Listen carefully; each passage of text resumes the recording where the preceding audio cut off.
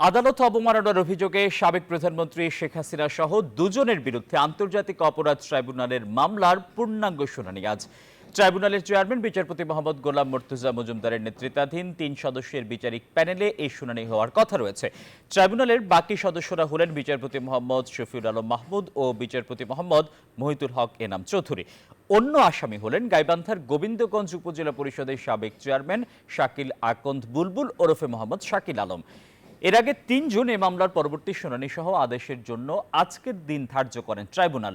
জাতীয় দুটি পত্রিকায় বিজ্ঞপ্তি দেওয়ার পরও আদালতে হাজির না হওয়ায় এ আদেশ দেন আদালত।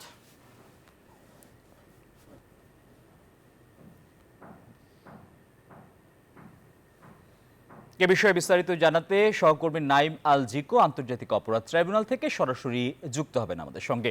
জিকো, শেখ হাসিনার মামলার শুনানি কখন শুরু হবে?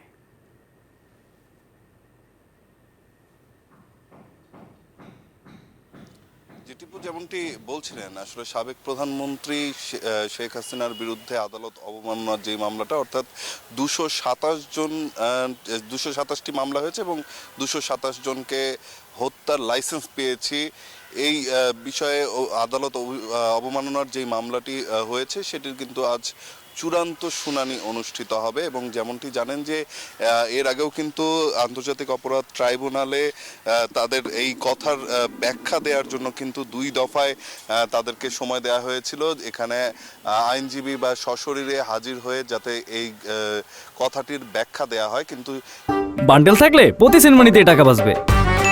বিকাশ সেনমানি বান্ডেল কিনে জিতুন প্রতি লেনদেনে। সেই কথার তারা যেহেতু হাজির হননি বা আইনজীবীর মাধ্যমে এর ব্যাখ্যা দেননি, আজকে কিন্তু সেজন্যই এই মামলার চূড়ান্ত শুনানি অনুষ্ঠিত হবে। এর আগেও কিন্তু হলো সুযোগ হিসেবে পত্রিকায় বিজ্ঞপ্তি দেওয়া হয়েছিল, এরপরও কিন্তু হাজির হননি বলে আমরা জেনেছি। এবং আজকে যার চূড়ান্ত শুনানি, এবং এই বিষয়ে কিন্তু একটি জিনিস জানাতে চাই যে যদি কোনো আসামি এই ধরনের ঘটনায় উপস্থিত হয়ে যদি নিজে ব্যাখ্যা না দেয়, সেই ক্ষেত্রে কিন্তু আইন অনুযায়ী তাদের বিরুদ্ধে 1 বছরের কারাদণ্ড এবং 5,000 টাকা জরিমানা বিধান রয়েছে। সেই ক্ষেত্রে কিন্তু এই আজকে হলো রায়ও হয়ে যেতে পারে, আর যদি হলো আজকে রায় হয় সেক্ষেত্রে কিন্তু এটাই হবে সাবেক প্রধানমন্ত্রী শেখ হাসিনার বিরুদ্ধে কোনো মামলার প্রথম রায় অনুষ্ঠিত হবে।